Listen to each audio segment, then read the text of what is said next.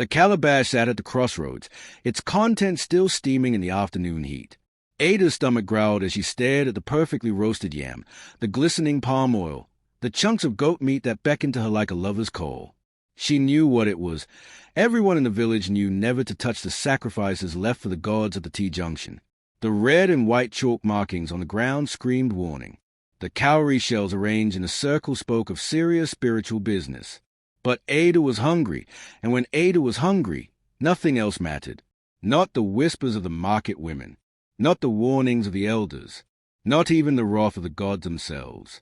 Her hand reached out, trembling with desire and anticipation, and she grabbed the first piece of yam.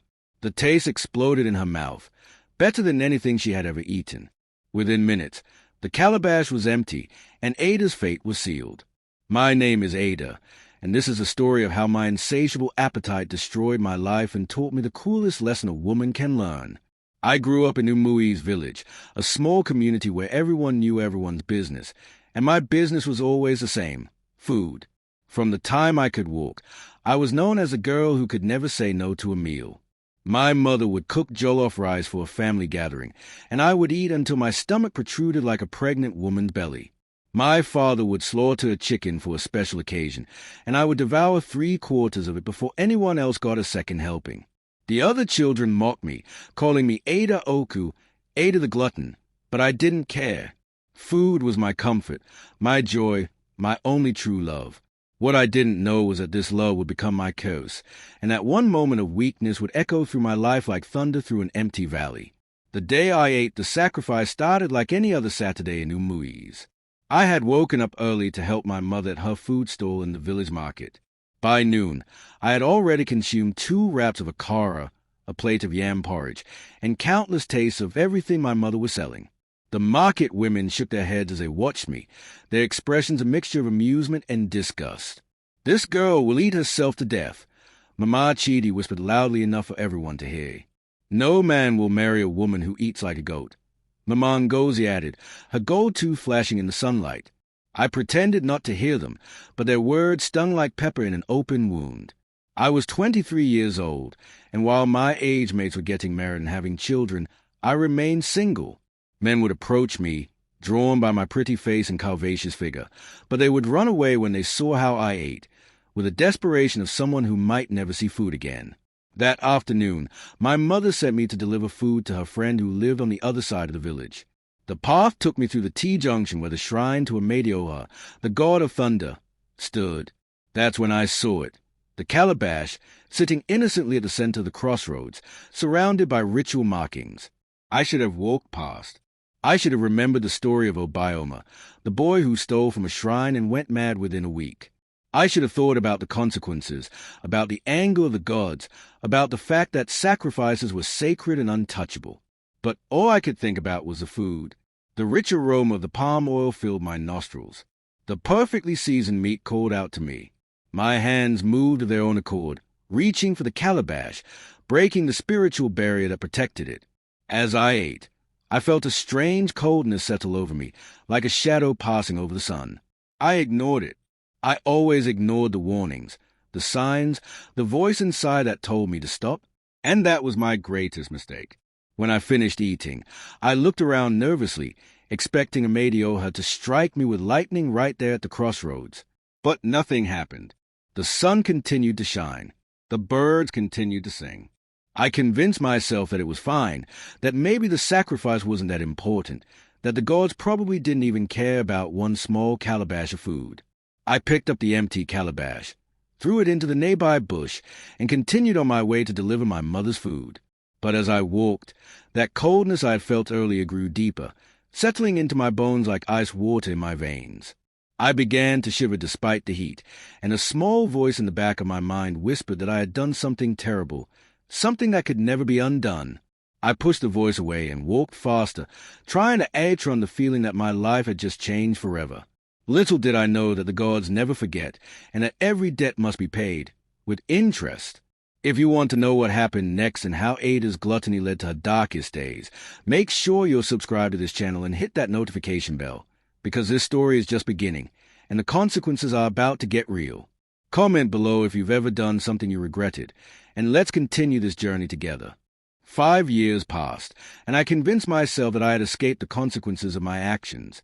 I had moved from Umui's village to Lagos, the bustling heart of Nigeria, where dreams were born and destroyed in equal measure. The city swallowed me whole, and I loved every minute of it.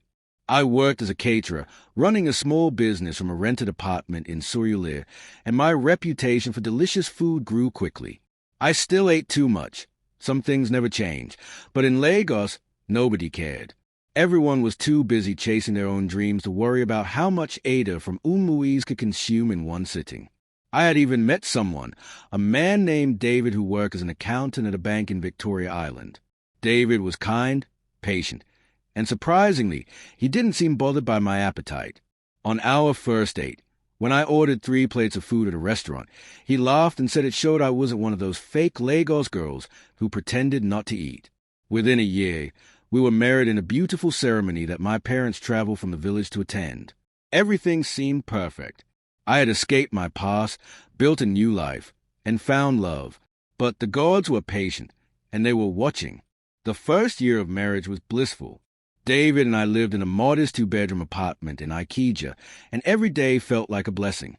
We would wake up early, pray together, and then head to our respective jobs. In the evenings, I would cook elaborate meals, jollof rice with plantain, egusi soup with pounded yam, pepper soup that could wake the dead, and David would eat with enthusiasm, always complimenting my cooking and asking for seconds.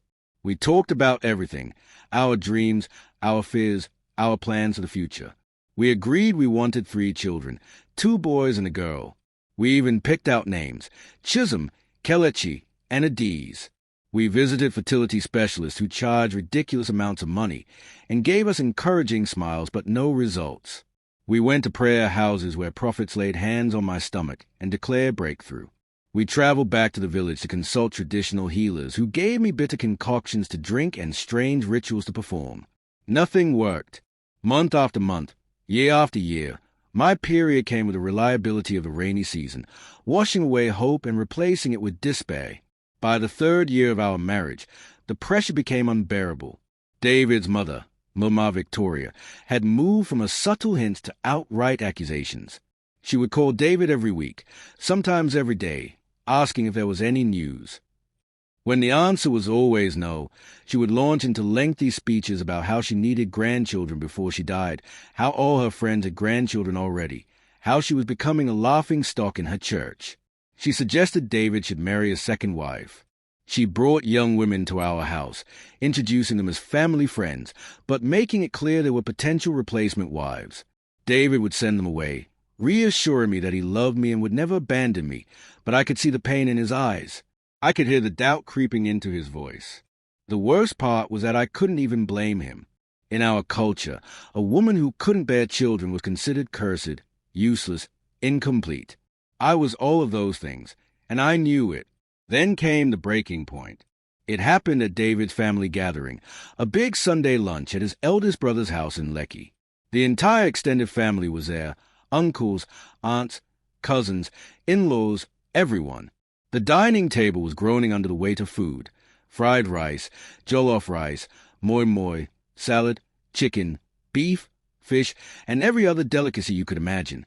I had helped with the cooking, pouring my pain and frustration into every pot and pan.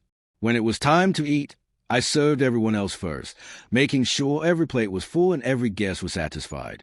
Finally, I sat down with my own plate, piled high with food, and began to eat. I was lost in the familiar comfort of eating, that temporary escape from my troubles, when I heard Mama Victoria's voice cut through the chatter like a knife. "See how she eats," she said loudly, her voice dripping with contempt. "No wonder she cannot have children. The food is eating up all the space where the baby should grow. God cannot bless a glutton. This girl has eaten her womb away with her greediness." The room fell silent. Every fork stopped halfway to every mouth. Every conversation died mid-sentence.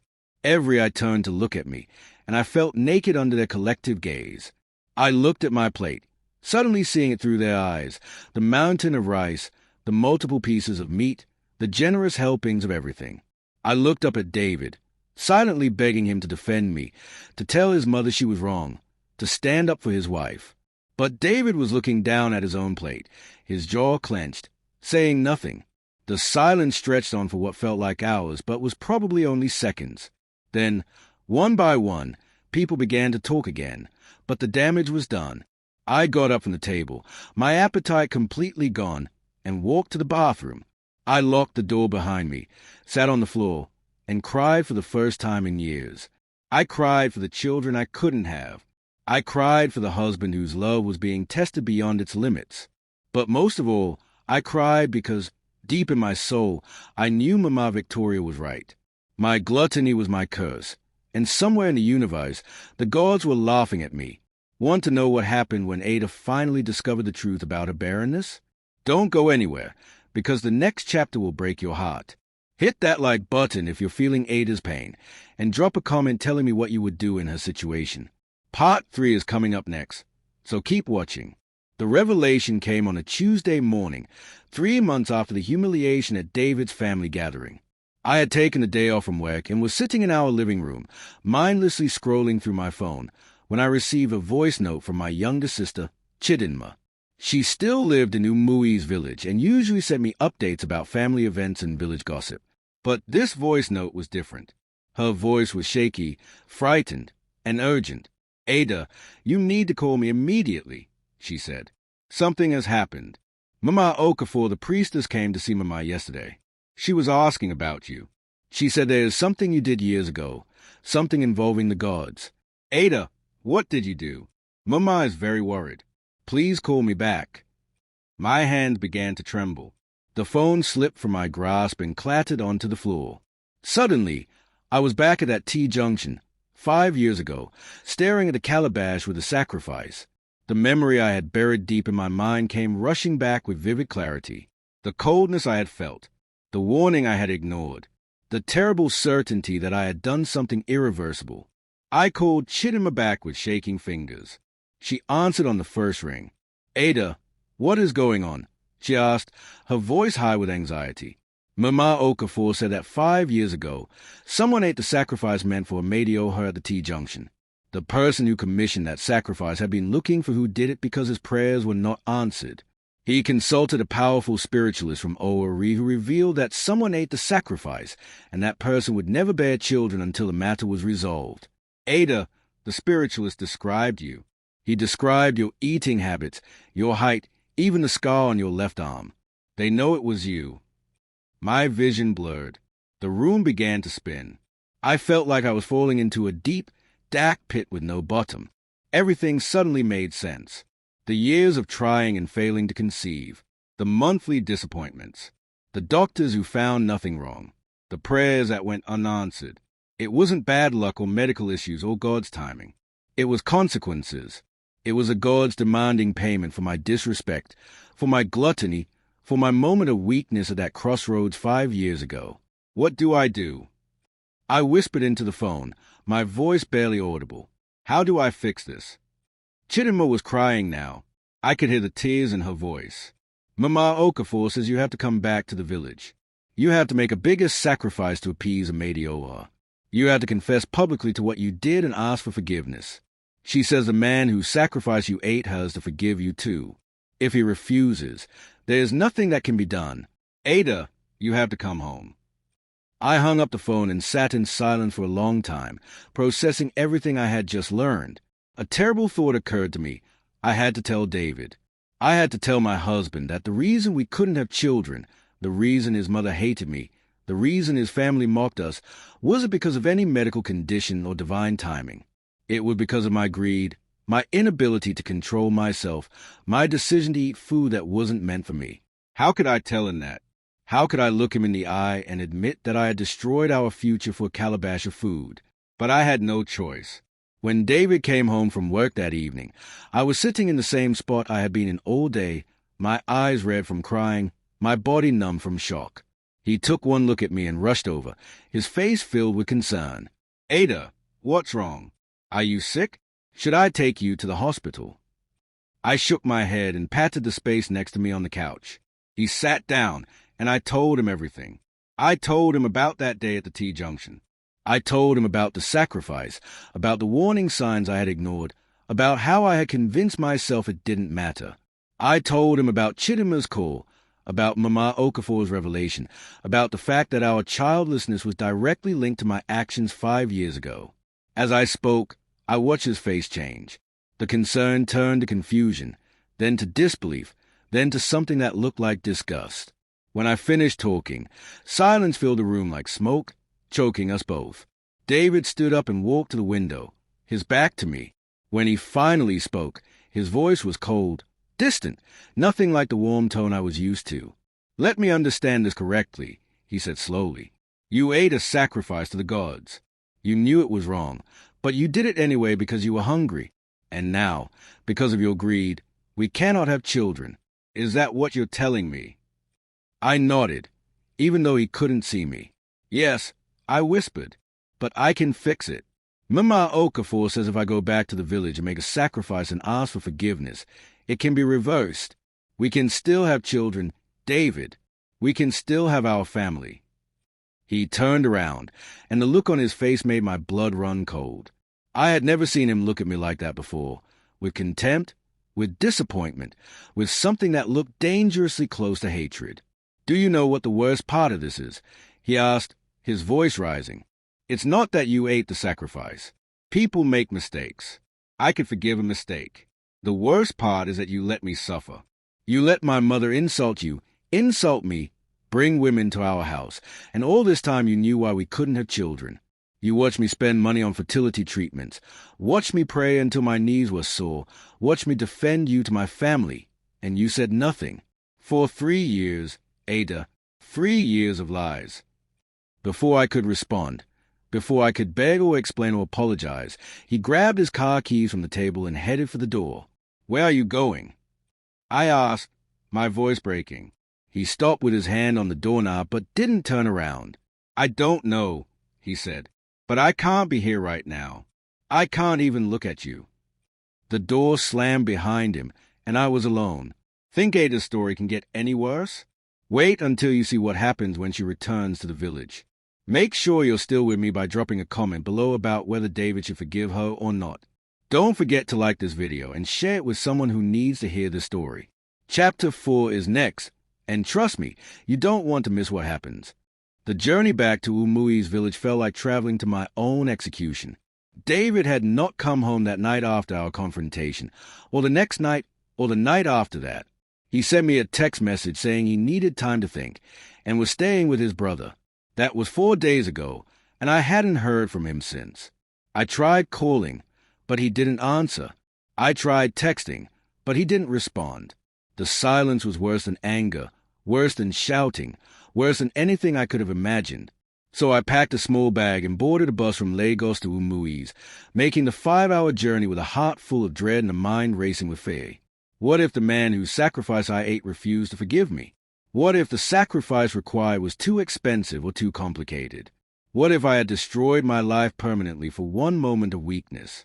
The questions circled in my mind like vultures, picking at my sanity, offering no answers, only more questions. When I arrived at Umui's, my mother was waiting for me at the motor park. She looked older than I remembered, her face lined with worry, her back slightly bent as if carrying a heavy burden. When she saw me, she didn't smile or rush to hug me like she usually did. Instead, she just nodded grimly and said, "Come, we have to go to Mama Okafor's shrine immediately. She is waiting for you." We walked through the village in silence. People stared at us as we passed. Word had spread quickly about my transgression. In a village this small, secrets lasted about as long as morning dew. I could hear the whispers following us like a trail of smoke. "That's Ada the glutton. She ate the god's food and now she cannot have children." What did she expect would happen? Some people never learn. Each whisper was a knife, each stare was a judgment, each shake of the head was a condemnation. By the time we reached Mama Okafor's compound, I felt like I had been stripped naked and paraded through the town square. Mama Okafor was sitting under a large mango tree in her compound, surrounded by various ritual items, clay pots, cowrie shells, white chalk, palm fronds, and a live chicken that was tied to a nearby post. She was ancient, probably in her 80s, with skin like weathered leather and eyes that seemed to see through time itself. When she saw me approaching, she pointed to the ground in front of her. "Kneel," she commanded, her voice surprisingly strong for someone so old. I knelt in the red dust, my mother kneeling beside me. Mema Okafor studied me for a long moment, her eyes boring into my soul. "So you are the one," she finally said, "the one who ate Amadioha's food. Do you know what you have done? Child, do you understand the magnitude of your offense?" I opened my mouth to speak, but no words came out. What could I say? That I was sorry? That I didn't mean it? That I was just hungry? All of those things were true, but none of them seemed adequate in the face of what I had done. So I simply nodded and said, "Yes, Mama, I know what I did, and I want to fix it. Please, tell me what I must do." Mema Okafor sighed, a sound that seemed to carry the weight of centuries. "The man whose sacrifice you ate is Chief Okonkwo. He had commissioned that sacrifice because his business was failing, and he was asking Amadioha for intervention.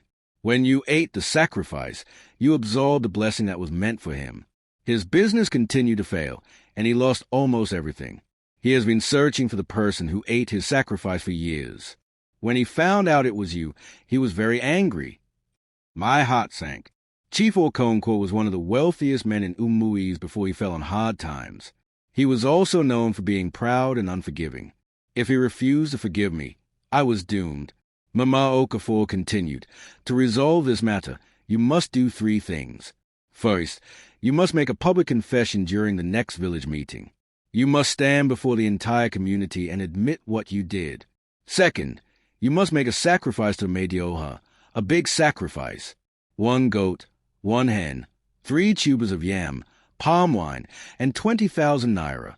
Third, and most important, you must go to Chief Okonkwo's house and kneel before him until he forgives you. If he forgives you, the curse will be lifted, and you will be able to have children. If he refuses..." She trailed off, but the implication was clear. If Chief Okonkwo refused to forgive me, I would remain barren for the rest of my life. The next 3 days were the longest of my life.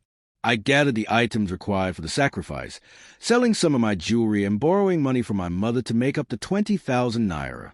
The village meeting was scheduled for Saturday, which meant I had to stand before everyone who had ever known me and confess my shame. But before that, I had to face Chief Okonkwo. On Friday evening, my mother and I walked to his compound on the outskirts of the village. His house, which had once been grand, now looked run down and neglected.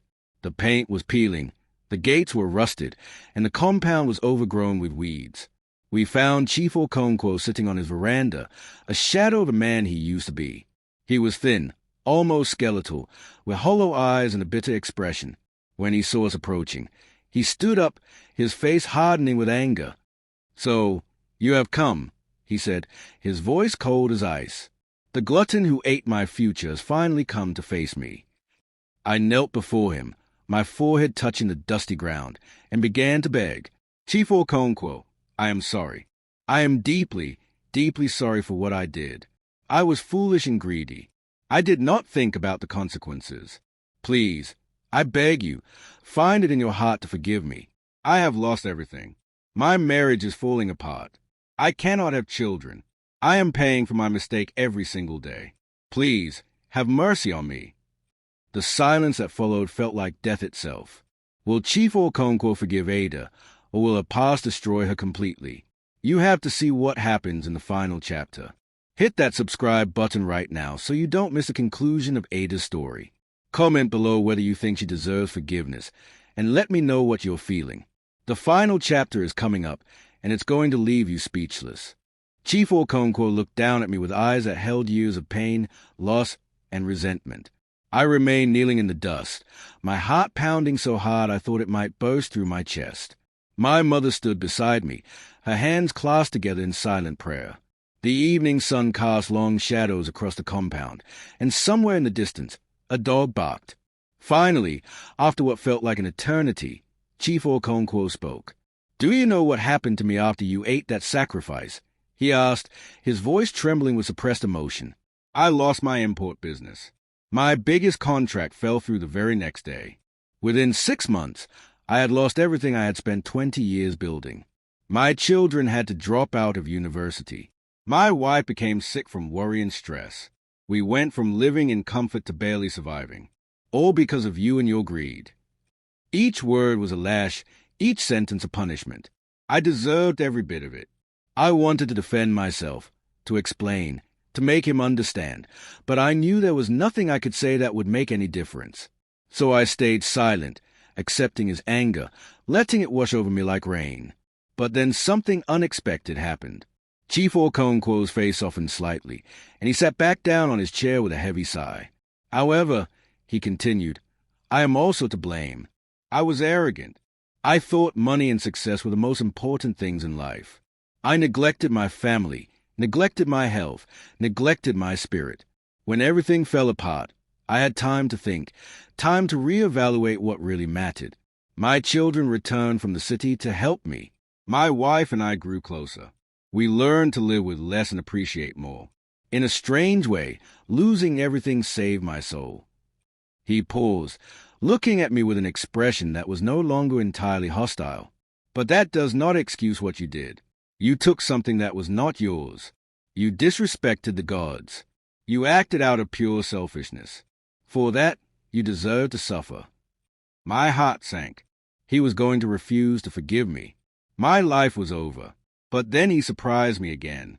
However, he said slowly, I have also learned about mercy. I have learned that holding on to anger is like drinking poison and expecting the other person to die. So I will forgive you, Ada, not because you deserve it, but because I choose to be free from the burden of hatred. I couldn't believe what I was hearing. Tears streamed down my face as I looked up at him. Thank you, I whispered, my voice choked with emotion. Thank you so much, Chief. I will never forget this kindness. I will spend the rest of my life being grateful. Chief Okonkwo nodded. The forgiveness is given, but the sacrifice must still be made. Go to Mama Okafor, do what needs to be done, and may the gods have mercy on you. I prostrated again, my mother joining me, and we thanked him profusely before leaving his compound. The next day, Saturday, was a village meeting. The entire community gathered at the village square, and I stood before them all, my voice shaking as I confessed what I had done. I told them about the sacrifice, about my greed, about the consequences I had suffered. Some people shook their heads in disappointment. Others whispered among themselves. But when I finished, the village elders nodded, acknowledging my confession. After the meeting, we went to the T-junction where I had eaten the sacrifice 5 years ago. Mama Okafor had set up the ritual items, and she led me through the ceremony, instructing me on what to say and do. I offered the goat, the hen, the yams, the palm wine, and the money. I poured libation and asked the Medioha for forgiveness. The ceremony lasted for hours, and by the end, I was exhausted, emotionally drained, but strangely at peace. When I returned to Lagos 2 days later, David was waiting for me at our apartment. I didn't know what to expect. Anger, divorce papers, more silence. But when I walked through the door, he stood up from the couch and just looked at me for a long moment. I spoke to your mother, he said quietly. She told me everything that happened in the village. She told me about Chief Okonkwo's forgiveness, about the sacrifice, about your confession. I nodded, unable to speak. I've been doing a lot of thinking, David continued. What you did was wrong. The fact that you didn't tell me for so long was wrong. But I realized something. We all make mistakes. We all do things we regret. The question is not whether we make mistakes, but what we do after we make them. You went back to face your past. You humbled yourself. You did what needed to be done to make things right. That takes courage. He stepped closer to me, and I could see tears in his eyes. I love you, Ada. I'm still hurt. I'm still processing everything. But I don't want to lose you. Let's start again. Let's rebuild our marriage. And let's trust that if God wants to give us children, He will in His own time. 6 months later, I found out I was pregnant. The joy I felt was indescribable, overwhelming, almost unreal. David cried when I showed him the positive pregnancy test. We cried together, holding each other, thanking God, thanking the gods, thanking everyone and everything that had brought us to this moment. The pregnancy was smooth and uneventful, and 9 months later, I gave birth to a beautiful baby boy we named Chisholm, meaning God goes with me. 2 years after that, we had a daughter, Adiz, meaning princess. My life had come full circle. I had gone from being Ada the glutton, the woman who destroyed her own future with her greed, to being Ada the mother, the wife, the woman who learned that consequences are real, but so is redemption. I still struggle with my eating habits. Some patterns are hard to break. But now, every time I'm tempted to overindulge, I remember that calabash at the T-junction. I remember the years of suffering, the shame, the pain, and I make a different choice. Because I learned the hard way that every action has a consequence, every choice has a price, and sometimes the cost of momentary pleasure is a lifetime of regret. My name is Ada, and this is my story, a story of hunger, loss, forgiveness, and a long journey back to grace. Thank you so much for staying with me through Ada's entire journey. If this story touched your heart, please hit that like button and share it with someone who needs to hear it. Subscribe to this channel for more powerful African stories that will move you, teach you, and remind you that no matter how far you fall, redemption is always possible. Comment below and tell me what you learned from Ada's story. What mistakes have you made that you regret? Have you ever had to face the consequences of your actions? Let's talk about it in the comments. Until next time, remember that your choices today shape your tomorrow, so choose wisely. God bless you, and I'll see you in the next story.